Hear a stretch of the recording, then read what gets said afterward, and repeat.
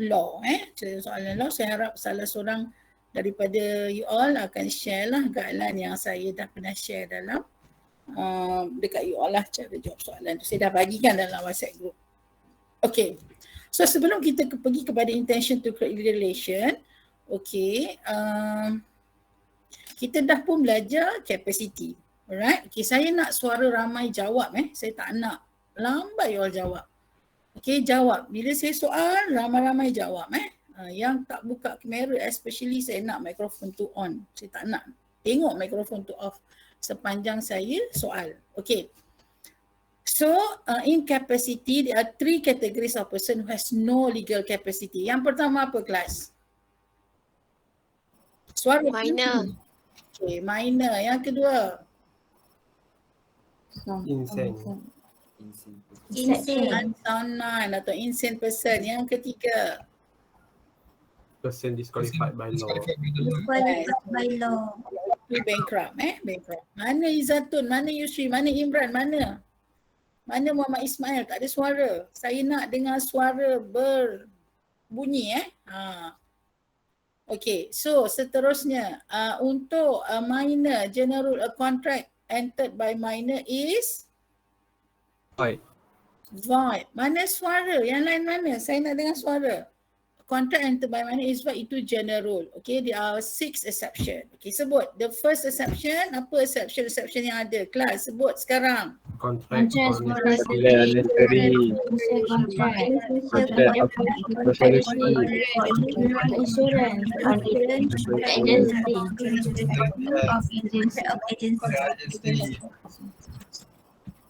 Nurhanisah tak respon. Ain Batrisha tak jawab. Imran pun rasanya tak. Okay, sekali lagi saya nak dengar. Sebut 6 exception. General to minor. Sebut je. You sebut ikut you punya susunan pun okey. 1, 2, 3. Contract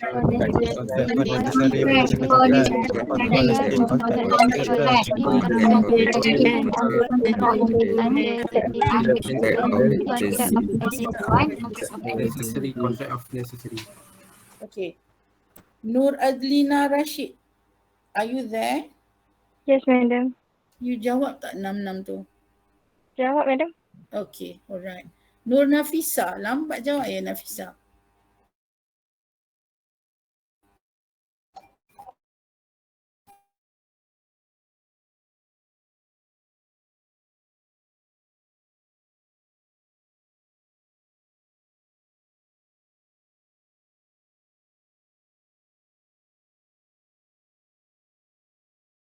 Official contract of scholarship.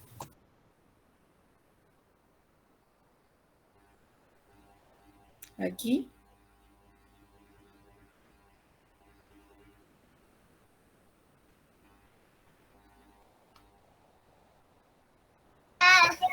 Contract of for insurance, contract made under the age of majority.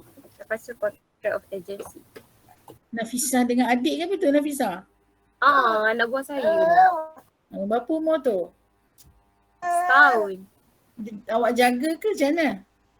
Mak saya pergi kedai kejap. Oh, so awak tengoklah. Madam. Okay, boleh fokus Boleh. Cuba. Okay, cuba. Nur Afifah Muhammad Nazmi. Saya, madam. Bagi anak buah makan ubat settle dah? Dah tidur dah tu. Dah tidur. Demam ke apa? Demam tu semua. Anak buah duduk dengan awak ke? Biasanya dia duduk dengan mak apa tu, dengan atuk dia belah sana. Okey. Tapi dia demam, mak dia suruh hantar ke sini. Oh, dia demam hantar kat awak je? Sebab ada awak ke? Demam, okey lah, COVID test settle dah? Settle, tak ada apa. Demam biasa kot ni. Berapa umur tu? Baru 10 bulan. Oh lah, comel lagi. Siap. So boleh fokus belajar ya? Boleh. FIFA sebut tak 6 tadi? Sebut. Okay, bagus. Okay you all. So ada 6 salah satu cara saya nak test you all fokus ke tak, you all kena bersuara. You buka mikrofon dan saya dengan voice dan maknanya you fokus lah.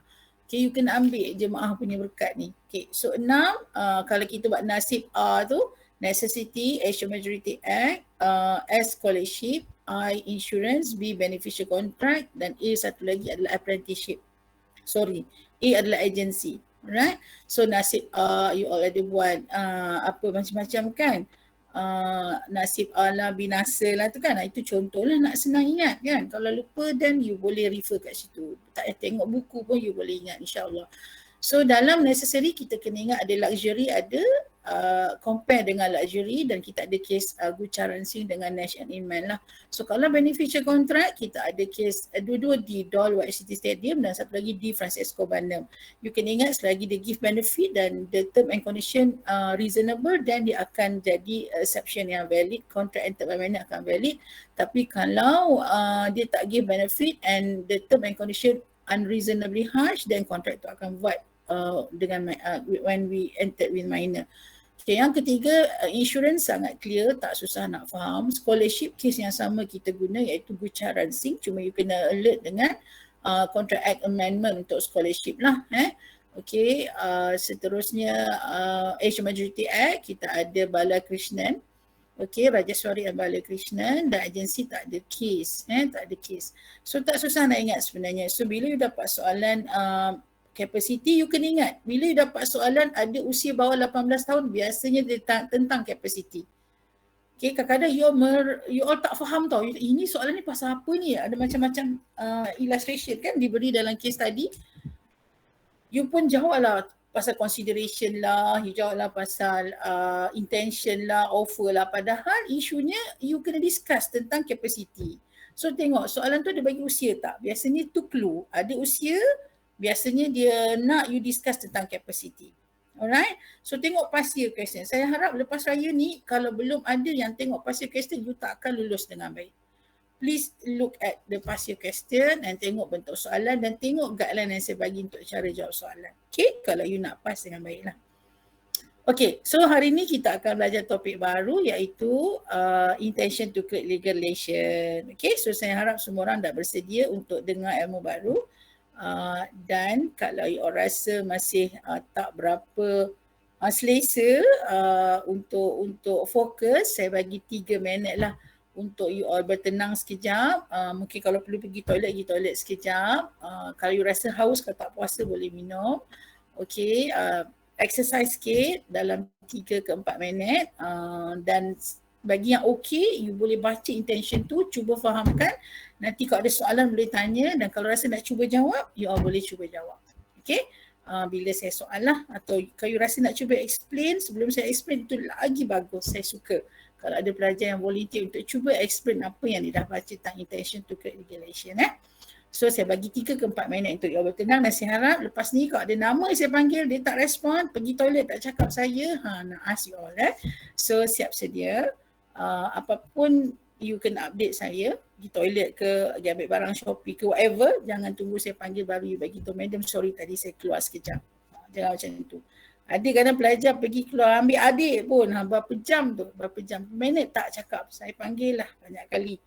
Tak menyawat rupanya, pergi ambil adik balik sekolah lah, contoh. Balik sekolah tadika kan, pukul 11 contohnya. So saya harap you all betul-betul beri perhatian apa yang tak settle dalam 4 minit ni settlekan. Lepas 4 minit saya nak you all boleh beri perhatian dengan baik. Okay, so lepas 4 minit ni saya akan bagi new topic iaitu intention to create legal relation.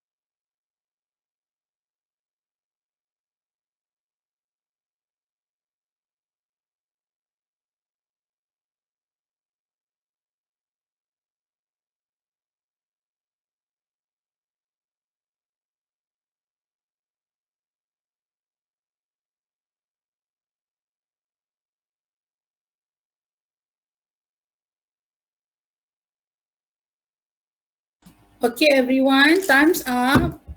Okay, sila jawab what is the relevant section explain about intention to create legal relation in a contract act? Siapa tahu apa section explain intention in a contract act?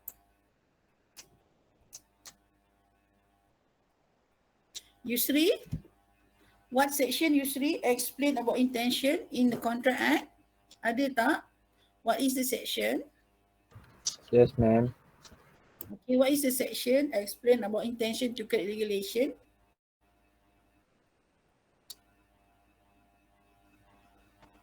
Yusri, cepat jangan buang masa.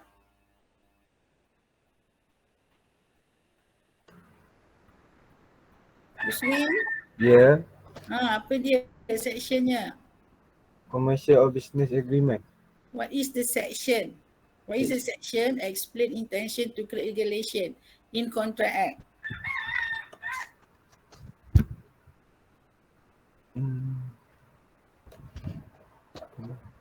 Yusri fokus ke tidak? Baca ke tidak Yusri? Baca, saya tak faham.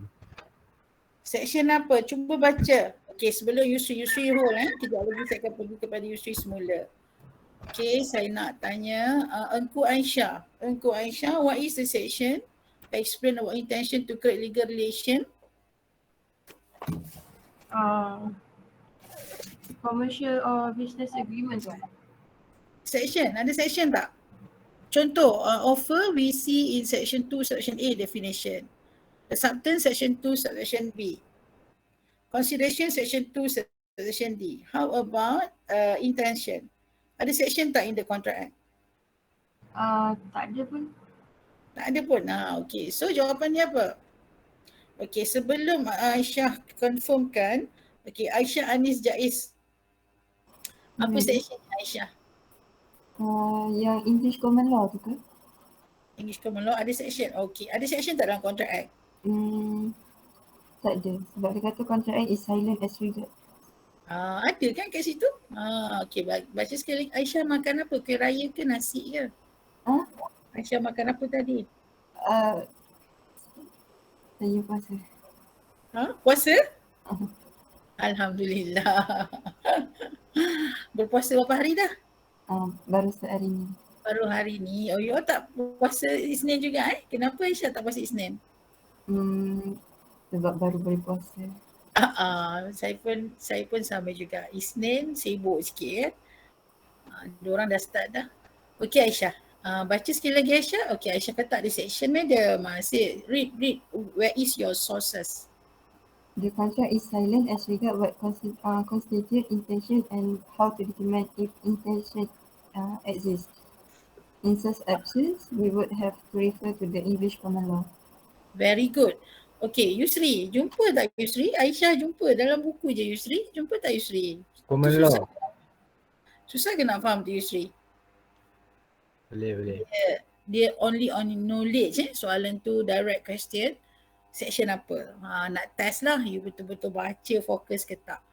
So there is no section when dia sebut contract is silent. Silent tak ada. Okay, dia tak ada. Dia tak ada dalam akta kontrak kita. Ia boleh berlaku dalam negara kita lah. That is why kalau you all belajar law, kita ada written law, kita ada unwritten law as a sources of law. So, bila peruntukan undang tak ada dalam negara kita tentang sesuatu perkara, we have a right to refer English common law. Okay, kita diberi kebenaran untuk refer English common law sebagai penyelesaian kepada pertikaian lah. Okay, so for intention to relation, jangan pandai-pandai Yusri pun buat jawapan dalam exam kan. Exam ke test kan, according to section 2, section C, intention means okay, there is no section in contract act. Okay, we refer in English common law sebab contract act silent about intention. So we have another source that we refer English common law. So nak determine intention ada ke tidak, we refer English common law. So jangan pandai-pandai letak section. Memang betul you kena every answer law kena ada authority, you kena letak section dalam contract act lah kalau ia tentang contract. Tapi kalau clear dah sebut contract act tak ada pun explain tentang intention, so you tahulah pandai-pandai letak section sendiri kan. So of course jawapannya akan salah. Faham That is why saya mulakan dengan soalan, ada section tak? So kalau you faham, you akan nampak. Tak ada madam, tak ada section. Okay, clear tak everyone? Yusri, clear Yusri? Clear ma'am. Okay, Eku Aisyah, clear sekarang? Clear madam. Okay, alright. So, saya bacakan To make a valid contract, the law requires that parties to an agreement must have intention to create legal relation. Ada intention baru kontrak akan valid lah. Sebab macam saya kata dia macam rukun kan. Ada salah satu elemen tak ada, dia akan void. Okay, such intention may either be expressed or implied. Intention tu bukan sebenarnya express. Ia juga boleh ditafsirkan secara implied from the However, the Contract Act is silent as regards what constitutes intention and how to determine if intention exists. Tak ada pun cerita macam mana dalam Contract Act nak determine intention ada ke tidak. Sedangkan ia penting untuk kita determine. Sebab apa? Express implied considered sebagai intention untuk kita ambil keputusan intention wujud atau tidak. In such absence, we would have to refer to the English common law. Okay? So, English common law ni lah guideline yang kita nak determine ada intention ke tak. So guideline ni you kena tahulah. You bukan refer Contract Act, you refer English Common Law punya guideline. Okay, kalau you all nak mudah faham, bila you baca dalam buku ni kan, dia walaupun dia ada 3 muka surat je, mungkin you first time you baca, you akan tak nampak lagi konsep dia. Okay, alright. So saya minta semua orang lihat dekat slide untuk you faham konsep. Lepas you faham konsep, you baca balik. Okay, alright. Boleh Yusri? Yusri, boleh tak? Dah mana Yusri pergi tu? Ya madam. Buat apa Yusri? Tak apa. Baca ni. Baca. Sampai tak dengar saya panggil dia. Faiz Najmi? Boleh Faiz? Boleh Faiz? Boleh madam. Faiz kat mana tu? Kat college madam. Tak boleh. Berapa orang di sisi awak tu Faiz? Ini madam? Berapa orang dalam bilik tu? Berapa orang? 3. 3. Semua dengar law ke ataupun lain-lain kelas? Lain kelas. Fokus jangan layan diorang. Boleh? Boleh madam, tapi diorang pun ada kelas ni. Dia orang ada kelas juga? Ada. So pakai phone ke laptop? Saya pakai laptop. Okay, dia orang pakai laptop juga. Ada yang pakai phone, ada yang pakai laptop madam. Okay, yang buku pakai phone nak fokus dia boleh gerak lah kan. Laptop susah sikit kot kan. Tapi boleh je kalau ada bateri yang cukup kan. So kalau boleh fokus tak apa. Tapi Faiz dengar Bukan Faiz je. Semua Dengar. Okay, semua orang lah yang ada dalam kelas ni. Okay, Nuliana Awang dengan speaker lagi nak fokus kan. Hopefully boleh fokus Liana. Alright. Okay, you all tengok ni konsep tau. Konsep untuk you faham. Sekarang kita dah tahu dah. Tak ada dalam Contract Act tentang intention to create regulation. So we refer English Common Law. So anak panah kat bawah tu, we refer English Common Law lah. English Common Law ni yang bagi guideline dekat kita. Macam mana kita nak faham. Kita nak faham kita determine intention wujud atau tidak. Okay, nampak semua orang? Okay, kalau kita lihat dekat sini English Common Law. So in English Common Law, dia divide agreement kepada 2. Tu yang kita jumpa commercial or business agreement. Dan yang kedua ialah social, domestic or family agreement. Okay, so pertama you kena faham konsep ni. Dalam English Common Law, dia bagi guideline kepada kita ada dua types of agreement, dia akan asingkan. Okay, kalau agreement ni commercial atau business agreement, satu type, satu lagi social, domestic, family agreement. So nampak tak perkataan presumption? Presumption tu nampak tak word presumption? Nampak kan? Presumption. Apa maksud presumption? Siapa tahu maksud presumption? Who knows? Siapa tahu maksud presumption? Mustaqim bermaksud presumption, Mustaqim? Anggapan. Okey, andaian. Nampak tu? Konsep yang dibagi dekat kita kena andai-andai pula. Kena anggap-anggap pula. Okey, kita kena presume, kita kena andaikan, kita kena anggap. Okey, anggap dengan andai ni mesti tepat ke tak semestinya tepat? Tak tepat. Tak semestinya. Okey, dia mungkin betul, dia mungkin salah. Alright. Contoh, sekejap contoh ada rakan awak, dia lambat masuk Google Meet. Atau kalau kelas fizikal, tak datang kelas pagi. Masuk kelas pagi pukul 8 sampai pukul 9. Okey, so saya anggap dia ponting. Contohlah saya anggap dia ponting, dia tak hadir kuliah. So dia tak join GM tanpa sebab yang munasabah. Sebab dia diam je, tak update saya pun. Okey, alright. So, andaian. Adakah andaian ketidakhadiran rakan awak tu yang ponting betul ataupun tak semestinya betul? Tak semestinya betul. Tak semestinya lah, kan? Tak semestinya. Tetapi sekiranya pelajar tu dia tak hadir tanpa update saya awal-awal dan dia tak update saya sepanjang kelas berjalan, saya akan andaikan dia ponting tanpa sebab. Dia tidak hadir tanpa sebab. Itu andaian saya. Okey, itu andaian yang memang boleh wujud lah. Sebab kenapa tak update, kenapa tak bagi tahu? Bukan tak boleh bagi tahu kan? So saya andai ponting dan dia tak hadir tanpa sebab. Saya dah bagi syarat dah. Kan dah bagi syarat, kalau tak dapat hadir atau melambat masuk kena update. So dia tak update, dia tak bagi tahu dan dia saya andaikan ponting. Okey. So itulah maksud andaian. Bila dah kategorikan kepada bisnes dengan family, ada andaian. So andaian untuk kedua categories of ataupun types of agreement ni berbeza. Okay, for commercial or business agreement, andaian dia ada intention. Andai je tau, ada intention. But for family or domestic agreement, there is no intention. So law presume for business agreement there is no intention. For social domestic agreement there is no intention. Okay, alright. So ini dulu tau, undang-undang kata okay, kalau family agreement tak ada intention. Kalau business agreement ada intention. Okay, untuk reason yang logik lah, you all boleh hujahkan apa. Kenapa untuk these two types of agreement, law presume differently. Siapa nak cuba jawab? Logiknya, kenapa business ada intention, family tak ada intention? Siapa nak cuba?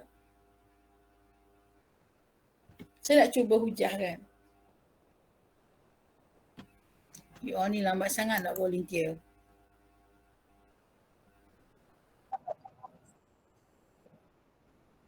Sekejap, siapa cuba jawab tu? Again, sekali lagi. Sofia Natasha. Okay, kalau big family?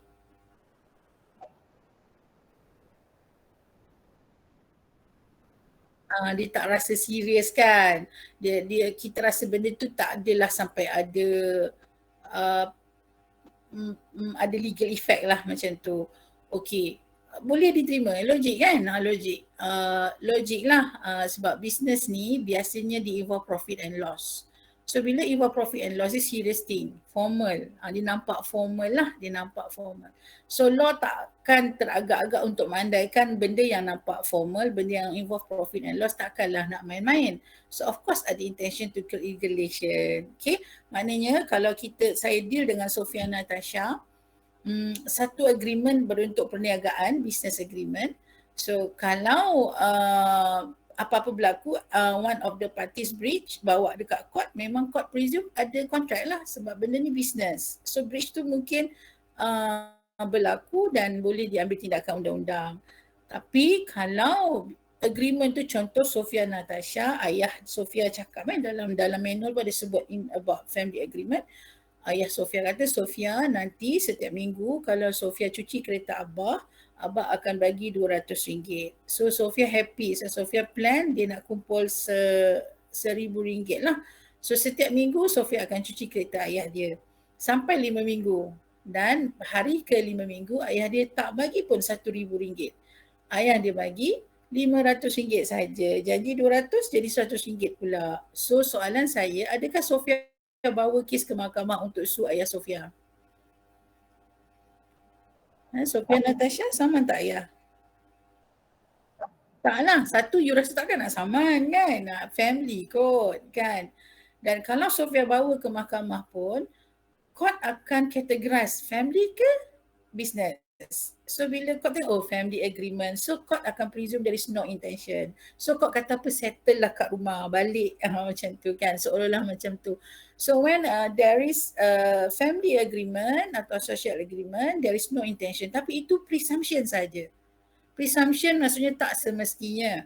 Okay, tak semestinya. Tapi dia akan kekal dengan presumption tu sekiranya tidak ada apa-apa rebuttal ataupun tidak ada apa-apa penafian kepada andaian tu. Okay, maknanya kalau business agreement, saya bawa kes ke mahkamah, adanya breach of contract, tak ada siapa mengatakan intention tu tak wujud, maka dia dianggap wujud dan kontrak valid, pelanggaran itu dianggap berlaku.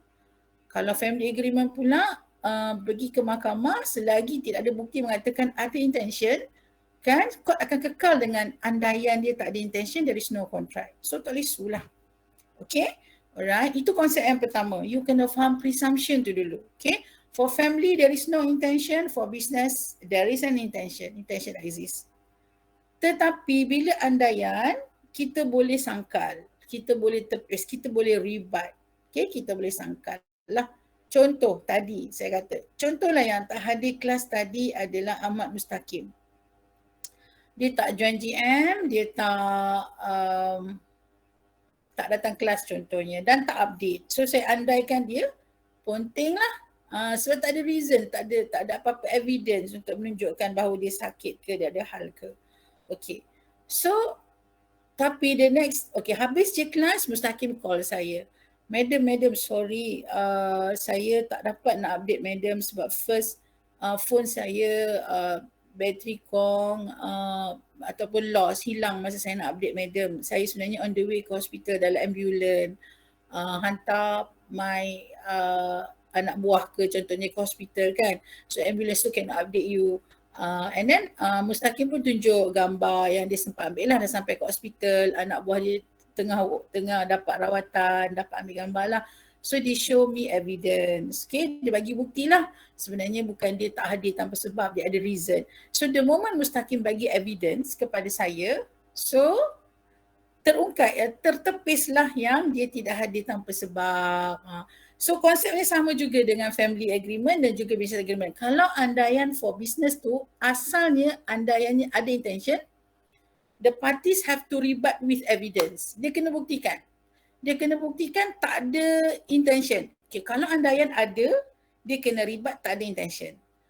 Kalau family, andaian tak ada, dia kena rebut ada intention. Tapi semua tu kena ada bukti. Tak ada bukti, dia akan kekal dengan presumption. Mustaqim tak ada bawa apa-apa bukti pun yang dia pergi hospital. Dia tak ada evidence, dia akan kekal yang dia tak hadir tanpa sebab.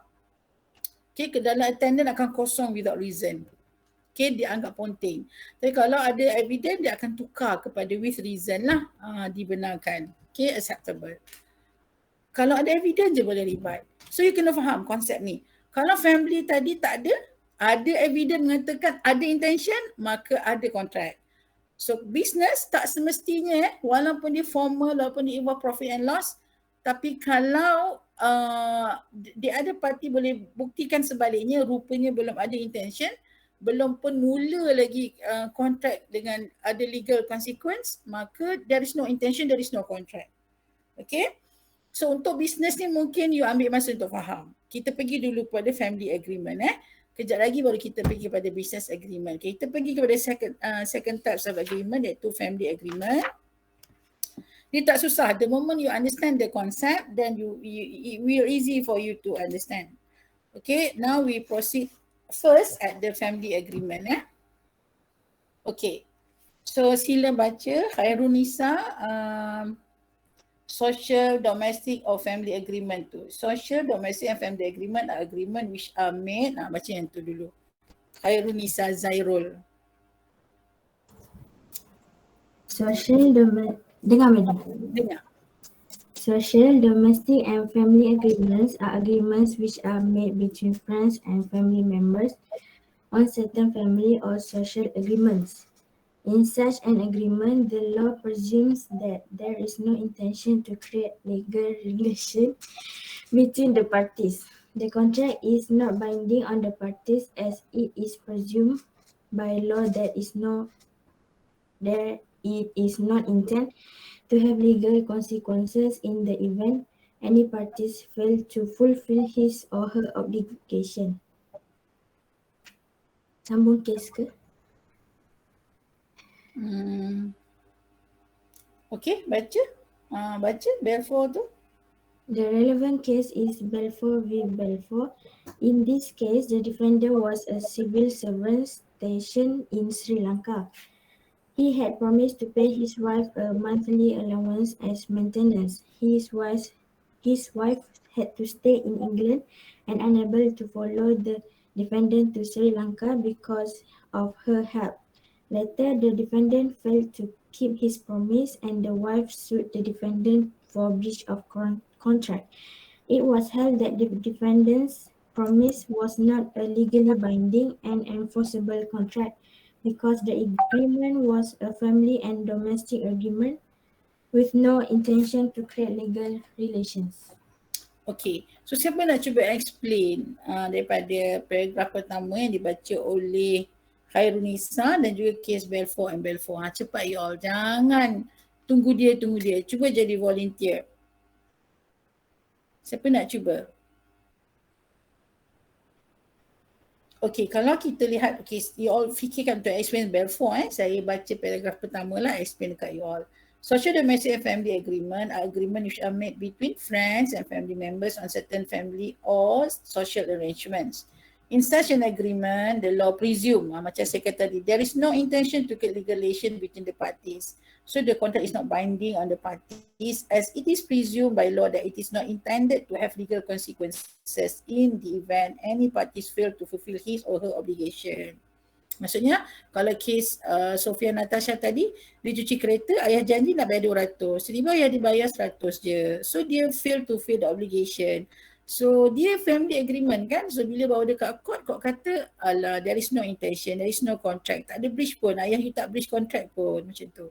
Okay, itu adalah presumption, so family agreement. Tapi ia tidak menghalang untuk menjadikan family agreement tu ada intention lah. But you have to prove with evidence. Okay, you can ada evidence to prove that even though there is a family agreement, but there is a contract. Okay, so court akan nilaikan lah dengan evidence yang ditunjukkan tu. Boleh tak diguna pakai sebagai evidence or not. Okay, so siapa nak explain case Bolton lah, Balfour and Balfour.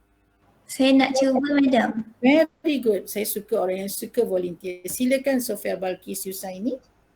Okay, kalau tengok dekat Balfour dengan Balfour ni, dia cakap dia janji dekat wife dia yang dia nak bayar monthly punya allowance tapi dia tak bagi pun. Sebab tu yang wife dia pergi dekat court nak sue dia sebab dia breach contract.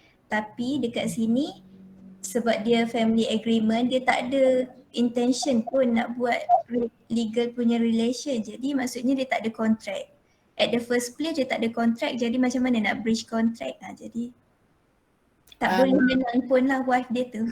Sebab family kan. Okay. Sebab dia husband and wife. So husband dia ni dia kena outstation dekat Sri Lanka. So dia janjilah nak bayar wife dia monthly allowance as maintenance lah. Okay, sepanjang dekat Sri Lanka dia akan bagi allowance dekat wife dia. Wife dia terpaksa stay dekat England sebab tak sihat lah. Jadi apa yang berlaku ialah suami dia gagal menunaikan janji dia untuk beri allowance setiap bulan kepada wife dia. So wife dia kata berlakulah breach of contract sebab husband dia dah janji nak bagi tapi tak berilah. So pergi dekat court kata the defendant's promise was not legally binding and enforceable contract because the agreement was a family and domestic agreement with no intention to create legal relation. So janji husband tu taklah sampai create legal binding relationship, ada legal consequence. So kalah lah isteri ni dalam kes Balfour and Balfour. Okay. Faham kes ni? Faham. Okay, apa kata kita tanya Daniel Iskandar. Daniel, where are you? Are you there? Daniel Iskandar. Okay, cakap dengan Daniel. Madam panggil kenapa tak respon. Kenapa suara awak mana Daniel? I want to hear your voice. Daniel, mikrofon awak on lah.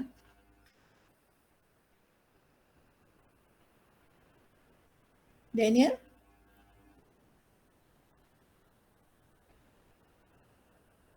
Mikrofon rosak ke line slow? Okay, Haziq Rushdan. Haziq Rushdan? Haziq Rushdan? Yes, madam. Haziq? Bila dengar tak? Mana Haziq? Haziq Rushdan, where are you? Are you there? Buka lah kamera Haziq. Haziq Rushdan? On your camera please. Kenapa you all lambat ambil masa. Buang masa tau. Apa yang kejap tu Haziq? Lambat Haziq, cepat. Bukan nak apa pun, just nak tahu, pastikan you all peka dan you all alert.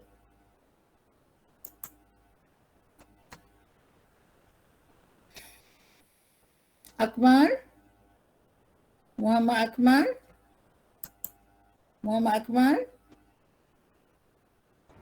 Saya. Okey, lambat Akmal. Asal lambat respon Akmal? Buka kamera Akmal. Haziq Akmal buka kamera. Sekejap ya, madam. Mesti kejap lagi. You all ni kan engkau tak patuh. Apa yang nanti kejap tu? Dah buka madam, nampak? Nampak? Background awak apa tu? Saya memang rasanya Korea kat belakang saya. Okay. Okay. Haziq dengan Akmal, boleh fokus tak so far tentang family agreement dan juga konsep yang saya explain dekat slide tadi, Haziq and Akmal. Haziq boleh Haziq? Boleh follow tak? Boleh madam. Akmal boleh? Boleh madam. Okay. So Akmal, sekarang Akmal faham family agreement ada intention ke tak, law presume? Tak ada. Okay, very good. So for example case Balfour and Balfour. Kenapa Balfour kalah? Sebab dia tak ada intention dalam court tentang family agreement. Sebab dia family agreement. Okay. So Haziq boleh bercakap kan Haziq? Boleh cakap tak? Mikrofon okey tak?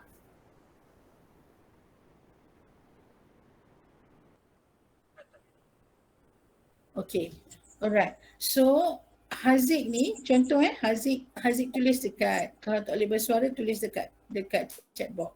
Okay, contohnya Haziq tak bagi nafkah dekat wife tak bagi nafkah dekat wife 4 bulan. So wife pun tuntutlah ke mahkamah dan mengatakan Haziq tidak menunaikan janji Haziq untuk bayar nafkah sebanyak RM500 sebulan. So bila pergi dekat court, boleh tak Haziq rasa Haziq boleh guna tak kes Balfour and Balfour?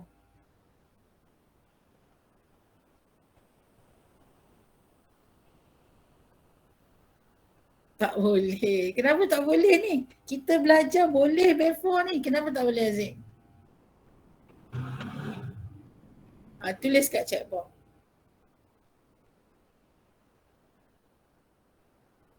Akmal, boleh tak Akmal? Boleh tak guna Balfour and Balfour? Sebagai contoh boleh kot madam. Contoh boleh? Maksudnya? Sebab membuat janji kepada isteri untuk bagi nafkah tapi tak menunaikan janjinya. Boleh gunakan kes ni untuk defend Haziq lah. Defend Haziq. Maksudnya boleh madam. Boleh, okey.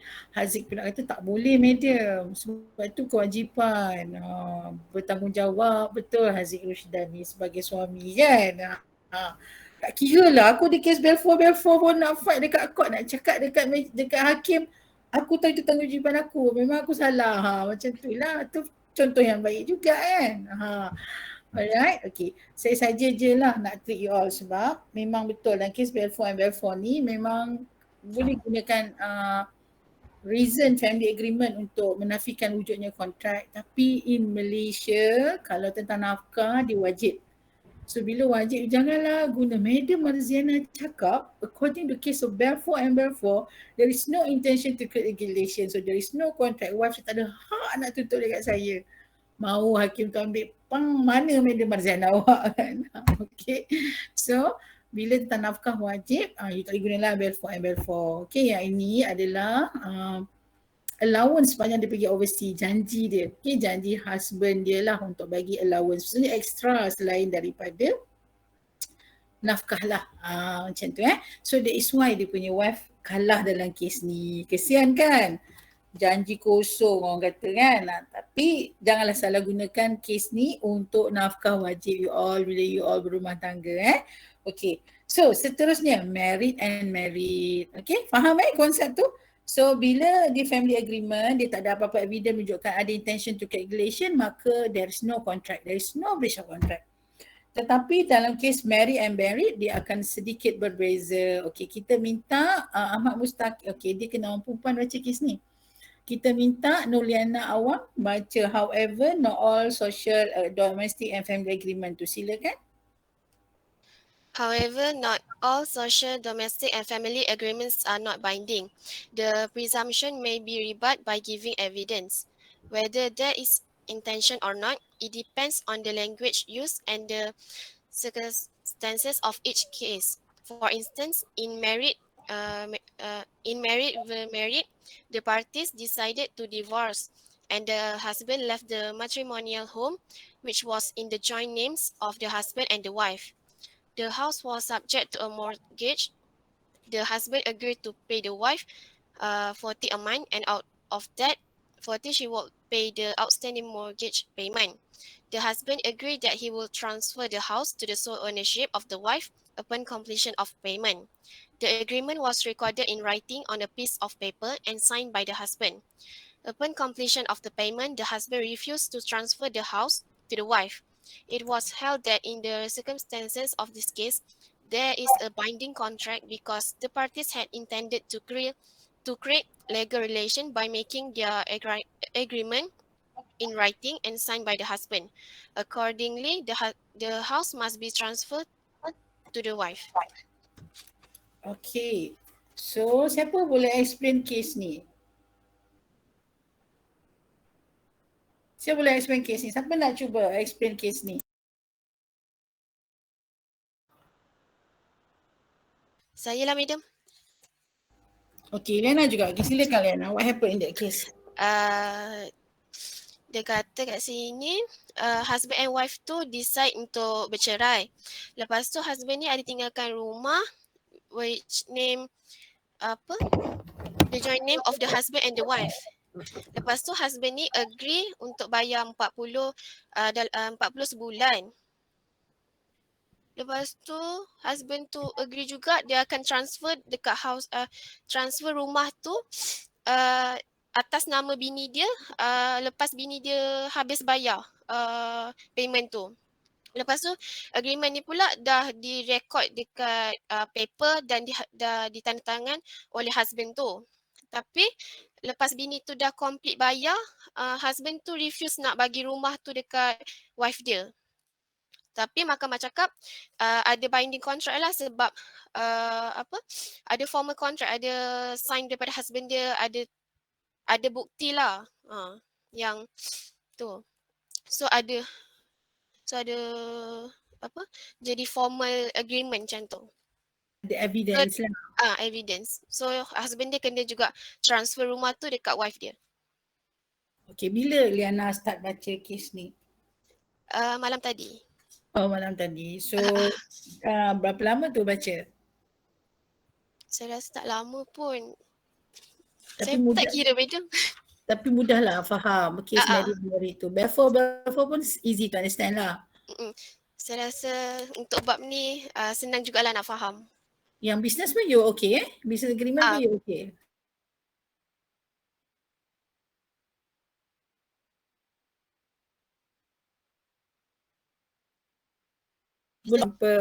You discuss ataupun you refer another sources, dia tak sesemudah itulah untuk faham. So Liana faham sebab dia baca dan dia dia tak clear lagi, dia tengok YouTube untuk lebih faham. Itu sebenarnya. So your effort actually penting lah untuk you faham atau tidak. Bukanlah medium saya dah baca tapi tak faham kan. So apa yang you buat lepas you tak faham tu? Itu yang penting. Okay, sama ada you discuss ataupun you tanya kawan you tengok YouTube, you ada banyak sumber untuk bantu you faham sebenarnya dalam era baru dan moden ni lah belajar kan. Okay, ni belajar pun baca pun tidak, macam mana nak faham kan. Okay, so thank you Liana. So Liana dah explain dengan baik dan jawapannya sangat betul, sangat tepat, dan saya nak dengar pandangan Liana pula tentang bisnes kejap lagi ya. Okay, so untuk family agreement ni, untuk case married and married, wife dia menang sebab, ingat tak sebelum ni konsep dia ialah bila presumption itu disangkal dengan evidence, maka dia akan jadi sebaliknya. If at early stage a contract for family or social agreement, law presume there is no intention, okay, tapi when one of the parties manage to rebut the presumption with evidence, so dia akan jadi terbalik lah, iaitu there is an intention. So bila ada intention adalah contract. So bila ada contract, one of the parties fail to fulfill obligation dia, maka dia boleh disue for breach of contract. Okay, clear tak? Macam case married and married. Rumah tu atas nama isteri dan juga suami, joint owner lah. So husband dia kata, kalau dah selesai bayar nanti, habis semua, wife dia akan dapat sepenuhnya rumah tu. Dan apa yang dijanjikan oleh wife, janjikan oleh si suami kepada isteri tu dibuat secara bertulis dan ditandatangani oleh si isteri. So bila selesai bayar rumah tu, husband dia refuse to transfer the house to her wife. Okay. Marahlah si wife ni, dia bawa kes ke mahkamah. So suami ni dia fikir, oh alah ini family agreement, mesti kalah punya lah. There is no intention to create regulation kan. So macam kes Balfour and Balfour lah tadi. Tetapi apa sebenarnya court putuskan Akmal? Adakah isteri dia menang ataupun kalah Akmal? Muhammad Akmal? Bisa betul. Menang ke kalah isteri dan kes married and married?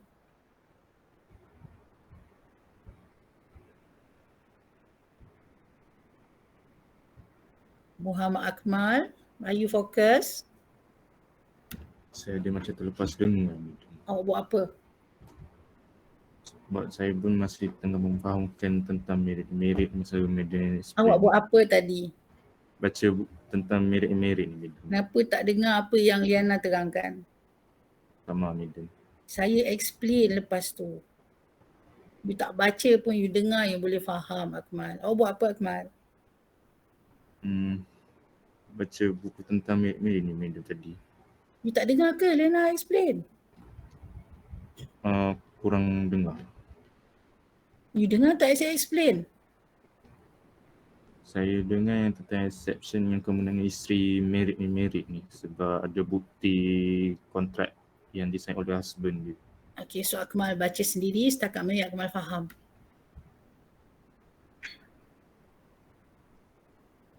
Nak baca explain dari awal ke Minda? Boleh? Supaya awak ada your own version lah. Silakan. Ataupun Akmal jawab je. Kenapa contract in the case of married and married tu valid and the wife win the case?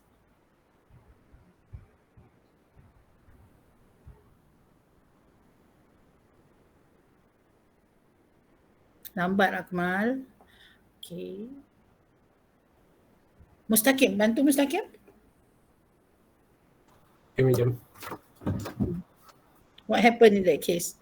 Kenapa isteri menang dalam kes tu? Okay, isteri dia menang sebab dia ada intention.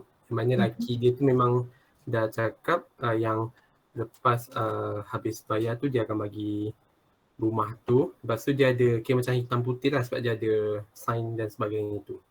Okay, kalau saya kaitkan dengan cerita awak punya ketidakhadiran ke kelas tadi, boleh tak kaitkan? Ketidakhadiran ke kelas. Presumptionnya awak punting kan? Sama lah macam presumption, tak ada intention. Kan? Okay, betul. So sambung. Okay, kalau yang presumption yang naik ambulans tu kan madam? Okay, kalau yang naik ambulans tu, dia kalau diikutkan dia tak ada intention. Naik ambulans tak ada intention? Sekejap. Okay, yang naik ambulans tu dia ada intention tapi dia tak ada inform. So kalau diikutkan dia ada evidence. Okay, so bila ada evidence maka andaian saya yang awak ponting akan disangkal. Tersangkal. Okay, maksudnya dia akan jadi sebaliknya lah. Kan, saya presume awak ponting sebab awak tak update saya. So itu presumption. Presumption boleh disangkal dengan evidence, faham?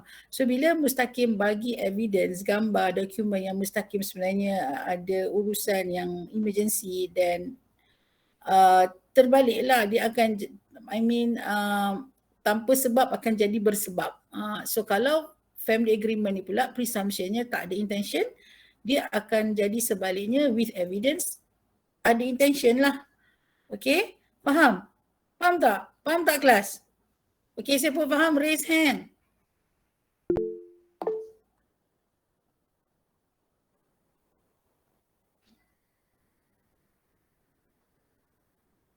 Okay, cepat. Akmal clear tak sekarang? Bukan sekarang clear madam. Itulah kan susah pun, fokus kejap je. Okay, so Mustaqim punya contoh tadi, samalah dengan kes Balfour and Merritt. Mustaqim masa dia tak update saya, kita boleh apply kes Balfour lah sebab tak ada evidence. Kan? Kalau sampai ke sudah dengan dia ada urusan yang betul sekalipun yang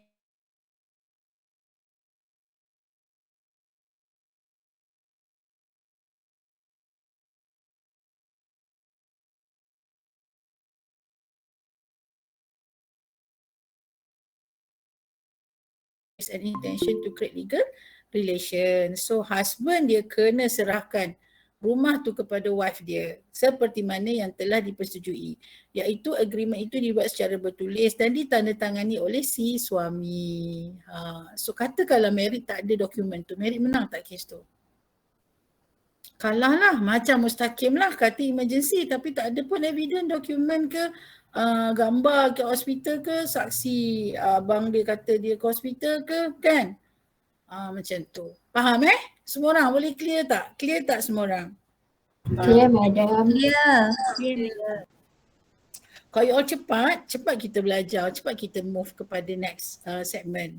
Kan? Tapi sebab you takes time, dia tak fokus, dia akan ambil masa. Saya kena bagi nak contoh baru you boleh faham. So kalau boleh read before my class, okay, discuss. Sebab macam Liana punya contoh, tak faham tengok YouTube. YouTube ni dia ada bagi video semua kan, lebih mudah faham, mungkin lebih daripada saya faham. So bila you jumpa saya, you lebih kepada macam madam, saya tengok YouTube ni, dia macam ni, saya faham macam ni, confirm ke madam? Jadi cepat, kita akan belajar dengan lebih cepat. Jangan tunggu mula kelas baru nak baca kan, dan you takkan faham, you akan ambil masa nak faham, dan tu bila kelas you tak fokus kan, macam mana? Okay, so Alhamdulillah kalau semua dah clear. So sekarang ni kita faham, bila family there is no intention, kalau tak ada evidence memang tak boleh menang kat court. Jadi dalam case Merit and Merit, wife dia smart lah kan, bila wife dia smart, wife dia tahu law, wife dia pun tahulah apa tindakan-tindakan yang dia patut buat untuk precaution atas apa-apa yang akan berlaku. Jadi sekarang ni saya nak tanya ni lah Nur Adilah Japri. Adilah? Ya madam. Okay. Adilah dah buka kamera ke? Tadi dah buka tapi tutup balik. Okay, sekarang boleh buka tak? Sekejap madam.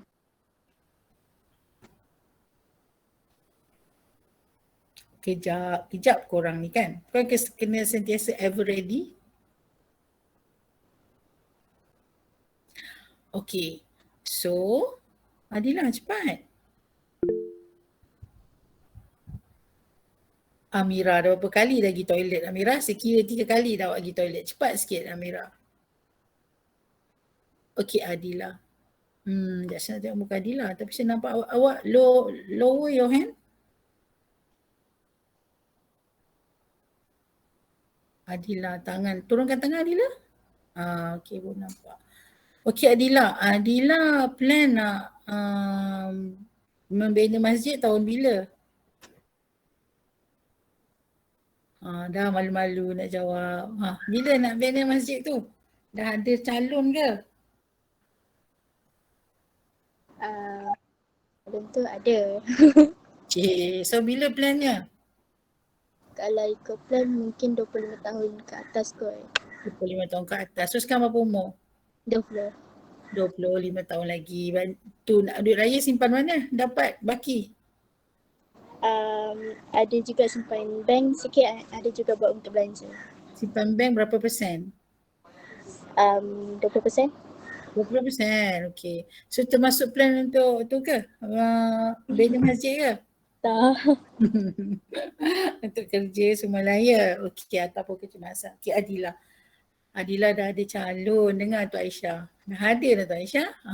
Dah ada calon 5 tahun lagi dia kata kan.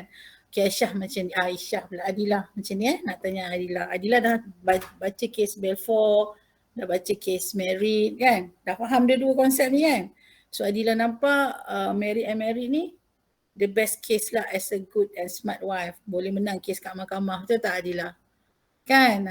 So dia menang kes kat court, bolehlah tuntut ganti rugi dekat husband dia. Sekarang nak tanya Adila ni. Adila jawab dari hati lah. Dari hati. Okay, so katalah Adila dah berumah tangga. Lepas tu husband Adila janji macam ni. Ayang nanti anniversary kita tahun depan, abang nak bagi you gelang seutas, rantai seutas, kereta apa you nak? Adila dia tanya Adila. Adila suka kereta apa? Beza. Beza, okey. Okey, abang belikan you Beza. Lepas tu Adila kata, kejap bang, kejap. I nak ambil printer dengan nak type kat laptop. You tulis satu persatu husband you nak bagi you apa? Gelang, rantai, Beza, dan satu lagi husband you kata dia nak bagi you satu insurans polisi lah. Okay, dia janji. You pun catat and you print abang. Betul 4 ni abang, 4 ni cukup lah bang kan, abang sign. Dia pun sign. You suruh lah, Adila suruh kan dah belajar law kan. Okay, so tahun depan pun berlakulah tahun depan.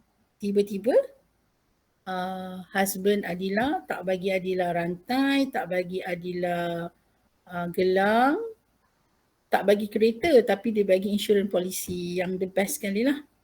Insurans polisi yang komprehensif. Okay, so sekarang ni Adila tengok husband Adila dah breach contract kan, dah breach agreement yang dijanjikan. So Adila ada evidence yang telah ditulis oleh husband lah, yang telah ditandatangani oleh husband Adila. So nak tanya Adila, Adila bawa tak kes ke mahkamah untuk kes macam ni? Tak. Tak bawa? Kita dah belajar law lah, kita boleh menang mahkamah lah. Kenapa tak bawa Adila? Sebab mungkin dia ada sebab ke yang dia tak dapat nak bagi. Dengar tu Mustaqim. Isteri solehah tu Mustaqim. Belajar tinggi-tinggi tapi tak nak guna. Tak nak guna ilmu. Saman je lah Adila. Dapat semua tu. Mungkin bagi peluang dulu kot, lepas kalau dia still lagi buat and then baru saya bawa ke. Nak juga saman lah. Okay, Adila tak saman walaupun Adila ada dokumen tu sebab Adila rasa mungkin ada sebab-sebab yang dia tak boleh nak bagi Adila lah kan. Selain pada sebab tu, sebab apa Adila rasa? Kenapa tak perlu bawa ke mahkamah?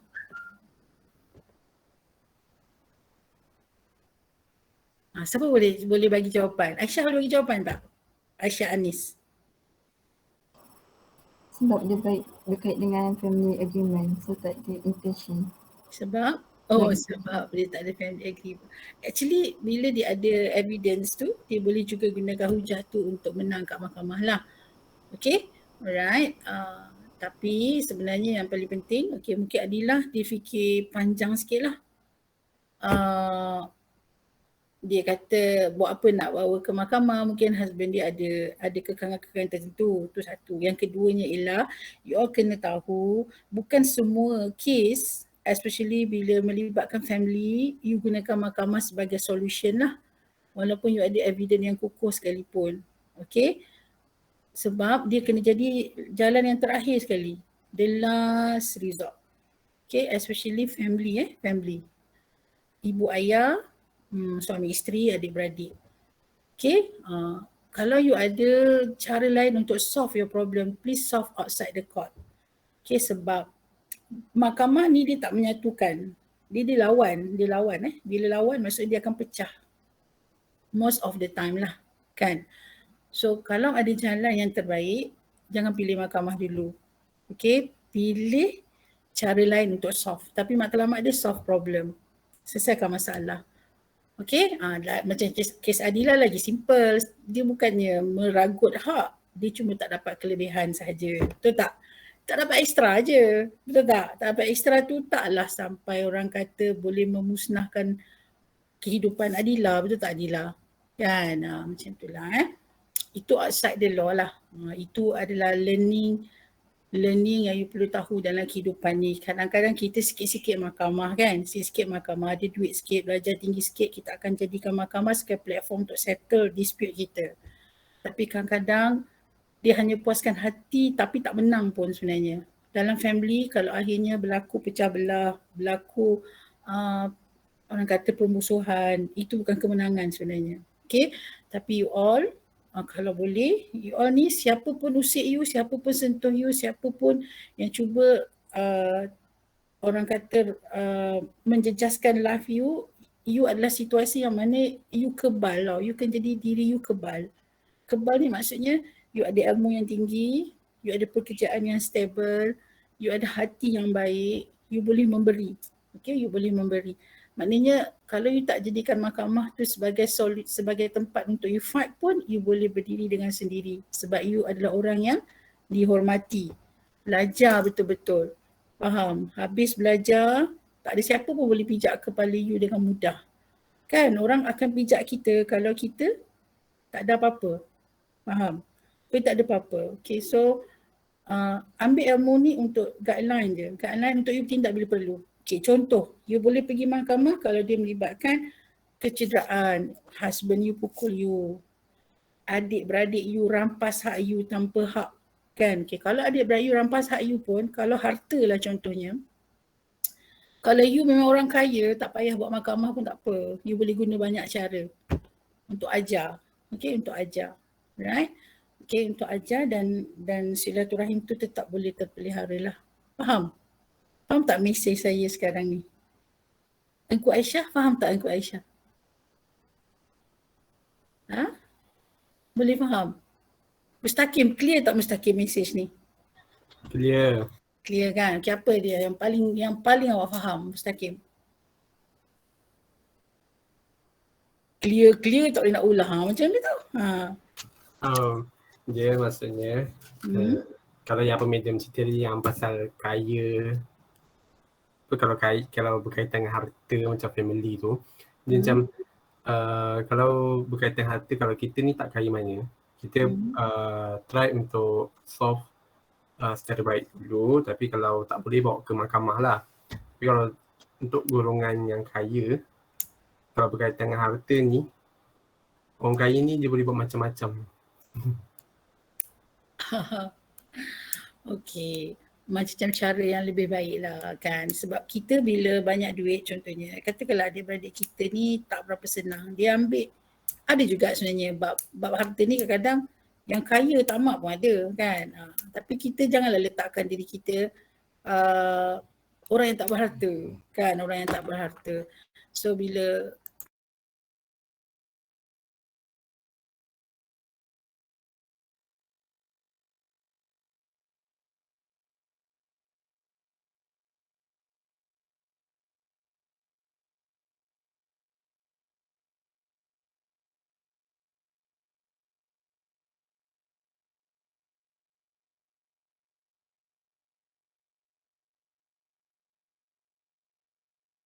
Okay, sorry Okay, so saya punya maksud macam ni you all. Okay, you betul you kena belajar. You ada hak untuk pergi mahkamah. You kena ada tau evidence sebagai wife tadi. Evidence especially contoh kalau katalah you kena pukul dengan husband, you kena buat medical report, you kena buat police report. Kan? Okay, medical report tu penting. So you tahu tu evidence untuk you bawa ke mahkamah. Itu kalau jenayah lah, tapi kita belajar kat sini kontrak kan. So evidence tu penting sebab kita tak nak teraniaya. Kita tak aniaya. Cuma contoh yang saya bagi dekat Adilah tadi, kita janji nak bagi benda-benda yang bukan hak sangat lah. Lebih kepada janji kan. Dia boleh jadi kontrak bila ada in writing and sign. Tapi dia bukanlah hak, contohnya nafkah yang tak diberi, nafkah yang tak cukup. Yang tu pun sebenarnya bagi saya lah, selagi you boleh settle secara bukan mahkamah itu juga lebih baik. Especially kalau kita ada anak-anak. Pertama macam Adilah sebut tadi, mungkin suami saya ada masalah. You can tengok sudut tu. Okay, sudut tu. Sebab bila kita berumah tangga ni, ujian kita akan banyak. Okay, banyak sangat ujian kita dan kita kena tahu dan syaitan tu sentiasa nak runtuhkan rumah tangga tu. Itu memang usaha yang tidak pernah putus asa. So, banyak ruang sebenarnya perceraian tu yang kita nampak sebagai solution tapi tidak So kalau husband tak bagi nafkah contohnya atas sebab yang you rasa sebenarnya dia bukan tak nak bagi tapi ada masalah-masalah yang you rasa munasabah kenapa dia tidak boleh bekerja dengan tetap. So you tengok elemen apa you boleh bantu. Okay, elemen apa you boleh bantu contohnya. Dan sebenarnya family support pun penting juga kan. So banyak perceraian boleh dihindari kalau kita belajar memahami lah. Okay, tapi kalau kes tu kecil-kecil, especially kes kecil-kecil tak perlu bawa ke mahkamah. Kalau husband and wife, sebenarnya terlalu banyak kisah saya nak kongsikan bagaimana pentingnya menyelamatkan rumah tangga ni tapi kita tak ada masa kan. Tapi jangan simply guna mahkamah lah, tapi ilmu tu kena ada. You ada, bila perlu you boleh gunakan. You boleh gunakan itu sebagai your defense atau your senjata lah. Okay, macam Mustaqim punya cerita yang saya bagi tahu pasal family. Katakanlah Mustaqim belajar kan sampai degree, sampai master, sampai PhD. Harta ada 2-3 biji rumah. Tanah ada 1, 2, 3, 4, 5, 6 bidang. Tiba-tiba ada salah seorang adik-beradik, you tanah pusaka yang 6, 7, 8 tu tanah Mustaqim sendiri kerja kan, kaya. Tiba-tiba adik-beradik, you ambil hak you, harta pusaka mak ayah contoh. Ada orang sanggup berpecah belah adik-beradik demi harta pusaka yang ditinggalkan oleh mak ayah sedangkan dia berharta.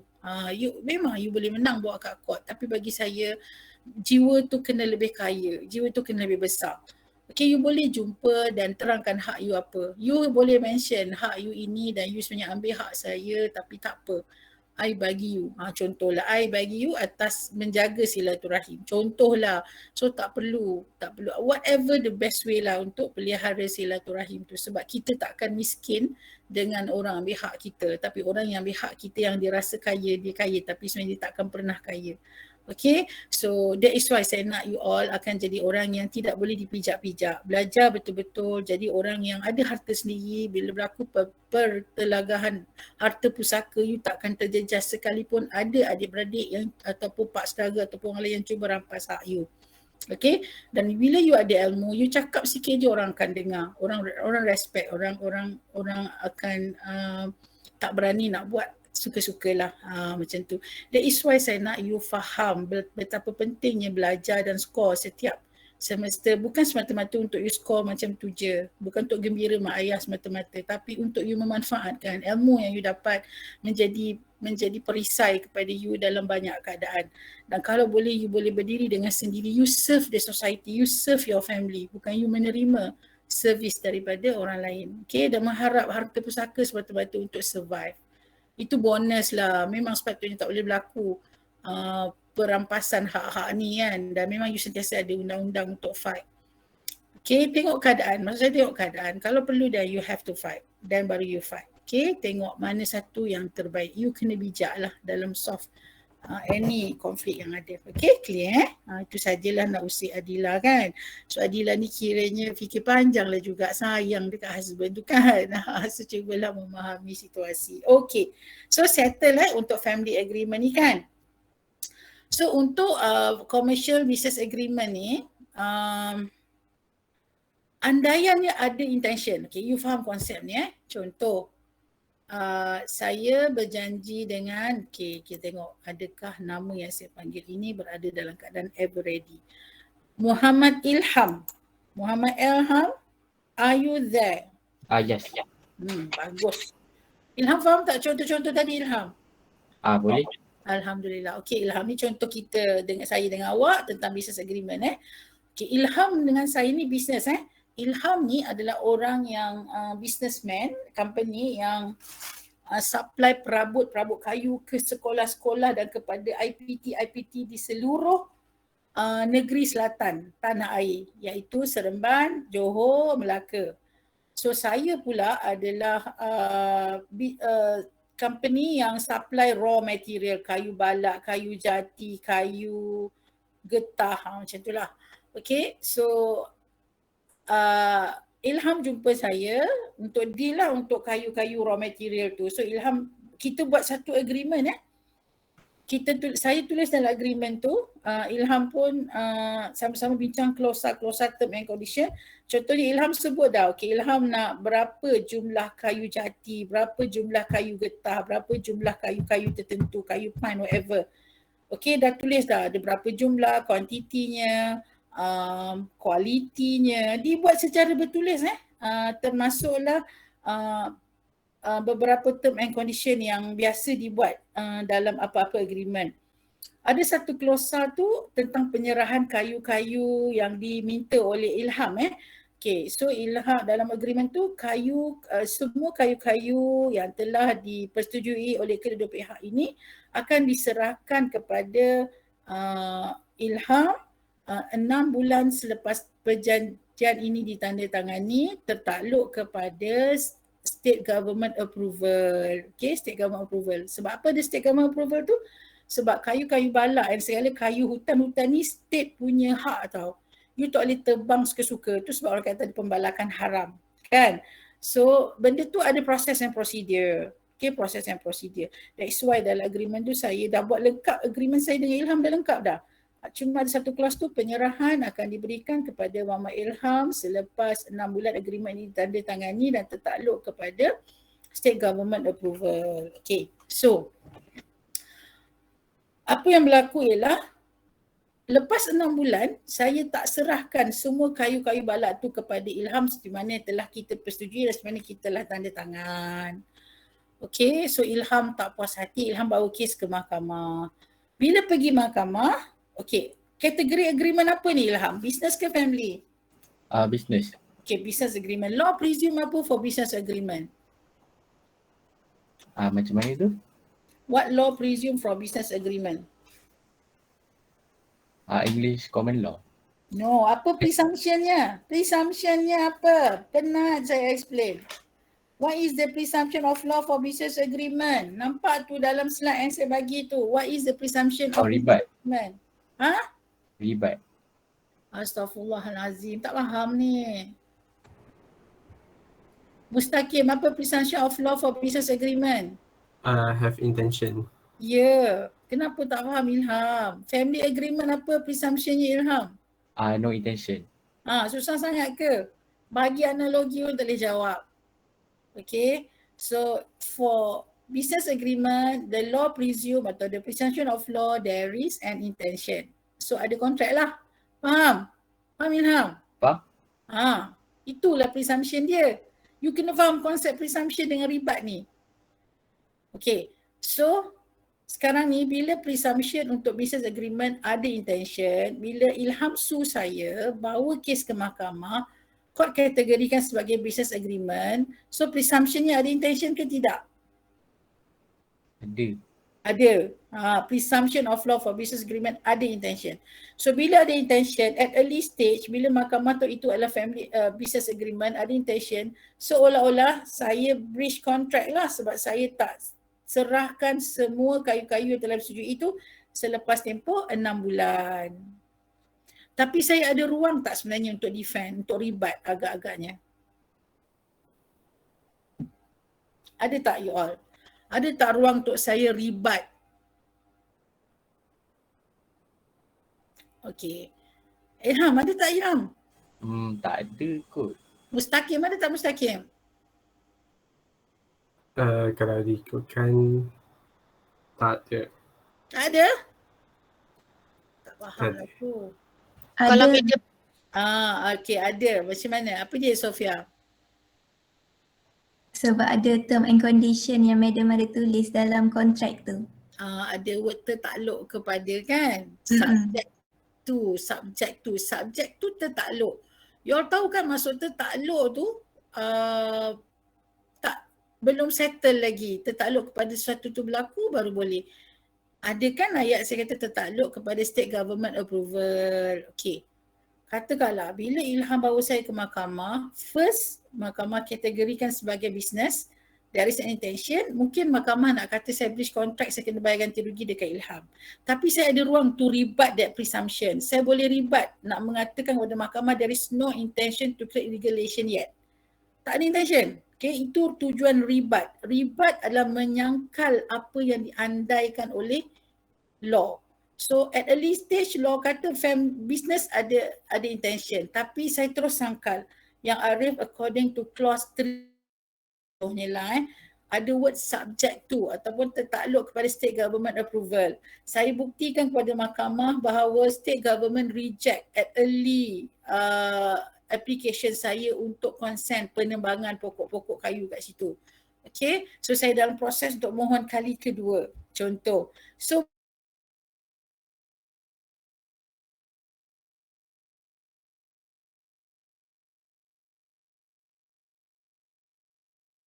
saya approve kan, so bila saya tunjuk dekat court yang state government tak approve lagi, maka saya tak breach contract. So intention tak wujud selagi belum settle lagi state government approval. Faham tak y'all? Faham tak sekarang? Faham. Faham maknanya kontrak tak akan valid, kontrak tak akan wujud selagi syarat-syarat tu tidak terpenuhi. Okay, bila ada word subject tu sebab kalau awak tengok dalam manual Win and Bull kan, in this case an agreement was made between the plaintiff and defendant for a lease of a house subject to the preparation and approval of formal contract.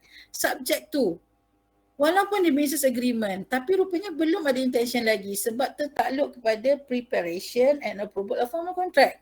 Benda tu kena berlaku dulu baru ada intention. Faham tak? So you boleh defend diri you kalau you ada clause ni. Clause ini penting tau. Okay, contoh macam saya, kalau saya tak letak clause subject to state government approval, okay, ataupun subject to formal contract to be created, dah tentu saya boleh disu oleh Ilham, kan? Jadi you kena tahu benda ni, kena tahu benda ni. Ini itu satu secara general rule lah. Secara general kalau ada subject to formal contract, subject to preparation of formal contract, itu maknanya belum lagi ada kontrak, baru agreement, baru negotiation, baru pembuka kepada kontrak yang hendak dibuat. So kalau tiba-tiba dia tak nak prepare formal contract, pihak satu lagi tak setuju nak proceed with formal contract, then there is no contract. You tak boleh sue pun. You tak boleh sue pun pihak yang tak nak proceed with the contract. Macam case law kayit ni kan, law kayit, okay, an option to buy a parcel of land was given to the plaintiff and defendant subject to a formal contract to be made and agreed upon by the parties. The plaintiff exercised the option. Okay, plaintiff ni dia exercise the option tu tapi defendant subsequently refused to sign the agreement for sale. Dia tak nak sign tiba-tiba. Asalnya nak, lepas tu tak nak. Tapi sebab ada clause subject to formal contract, okay, so court kata the plaintiff sued the defendant for breach of contract. It was held that on the construction of the document sued upon, the option was conditional upon and subject to a formal contract. Pilihan. Satu pihak nak, satu pihak tak nak, itu boleh buat apa-apa. Dia kena ada dua pihak nak. Okay, baru boleh create formal contract. Okay, the exercise of the option by the plaintiff amounted to nothing more than an agreement to enter into another agreement. Agreement to enter another agreement. You kena enter another agreement, both parties agreed, baru ada contract. So no binding contract was concluded. Faham tak you all? Itu secara general you kena faham. Ada word subject to formal contract, maka rupanya agreement yang you buat sebelum tu adalah bukan kontrak lagi. Okay, tapi you all kena faham juga supaya you all tahu macam mana nak bertindak. Dalam kes Lim Cheng Siong ni, Lim Cheng Siong berbeza pula. Saya ringkaskan. Ada word subject to formal contract. Tapi court tetap kata ada kontrak. Nampak tak contoh Mustaqim dah belajar ni. letak subject to formal contract ni confirm aku tak boleh kena saman. Sebab belum ada intention to create regulation. Dia lupa, mahkamah akan lihat bukan saja clause tersebut tapi the whole circumstances of the case. Okay, maknanya memang ada subject to formal contract tapi tindakan mustaqim telah menunjukkan kontrak telah pun wujud. So mahkamah akan kata boleh juga mengatakan bahawa walaupun ada klausa tersebut tapi daripada tindakan defendant telah menunjukkan ada agreement, maka kontrak wujud juga. Ini untuk knowledge you lah. Contoh, saya pernah dulu menjadi pegawai undang-undang kat Petronas. Ada satu agreement dengan satu parties company ni lah. Ada word subject to formal contract. So kontrak kita deal dengan dia dah 5 tahun tau. 5 tahun. Tahun ke-6 dia ada buat masalah. Kita sue dia for breach of contract. Dia gunakan clause tu. Dia kata subject to preparation of formal contract. Nampak tak permainan dia? Dia tak nak disaman dan digunakan word tu. Tetapi kontrak telah pun berjalan 5 tahun. Kan? Telah berjalan 5 tahun. Dah ada perbuatan itu telah menunjukkan intention berlaku. Faham tak? So, yang you all kena faham ialah court bukan semata-mata tengok clause tu. Okay, clause itu katakanlah kan macam saya dengan Ilham tadi. Saya ada defend untuk mengatakan bahawa ada subject to formal contract. Okay, tetapi sekiranya Ilham boleh buktikan sesuatu yang menunjukkan bahawa sebenarnya intention telah wujud, Ilham boleh menang juga. Okay, macam kes saya tadi Petronas dengan satu company ni, dia gunakan clause tu untuk tidak disu, tapi mahkamah melihat transaksi yang berlaku, perbuatan yang berlaku, tukaran jual beli yang berlaku telah pun menunjukkan ada kontrak. So dia tak boleh kata clause itu sebagai tak ada kontrak lagi, tak ada intention lagi lah. Okay, alright. So first you kena faham business agreement ada intention. Tapi kalau you ada clause subject to preparation of formal contract, maka sebenarnya belum ada intention lagi sehingga benda tu berlaku lah. Alright, macam case Win and Bull and Law Kayid. Tapi dalam masa yang sama, court tak bergantung kepada clause tu sahaja. Kalau ada bukti lain yang mahkamah nampak ada menunjukkan intention berlaku dengan perbuatan dan transaksi yang dibuat, maka ia juga dianggap telah ada kontrak. Macam case Lim Keng Siong ni, ada number of letters exchange between them. Pertukaran surat yang menunjukkan persetujuan, intention itu wujud, maka mahkamah bersetuju bahawa there is an intention to create legal relation. Okay, faham clear tak Sofia Balkis? Clear. Okay, very good. Liana Awang, clear Liana? Clear, madam. Okay, saya harap kelas kita pada hari esok ke Khamis Esok. Kan? Okay, kalau esok kita jumpa, saya nak dengar Liana punya version of business agreement yang Liana tengok dekat YouTube sebelum kita bincang cara jawab soalan. InsyaAllah besok kita akan dengar dulu Liana punya explanation, dan kalau ada rakan-rakan yang lain pun nak cuba explain apa yang dia faham tentang apa kita belajar hari ni for business agreement dan juga apa yang tengok dekat YouTube, you all boleh share. And then you all prepare jawapan-jawapan tutorial question tu untuk kita sama-sama bincang. So nanti kita akan mulakan kelas 1 jam kita tu dengan apa yang Liana explain sebagai revision, sebab saya tak nak awak tertinggal, saya tak nak awak fail, saya nak awak lulus dengan baik. Walaupun mungkin kita ambil masa sikit, saya harap awak faham semua ini untuk you menjadi antara pelajar-pelajar yang sekolah law subject. Okay, so kita jumpa lagi terlebih dah 5 minit nampaknya. Moga 5 minit tu memberi kebaikan kepada you all juga. So tulis skala kefahaman you all dan skala fokus dalam grup WhatsApp. So jumpa lagi. Assalamualaikum warahmatullahi wabarakatuh. Bye. Take care. Waalaikumsalam. Assalamualaikum. Thank you.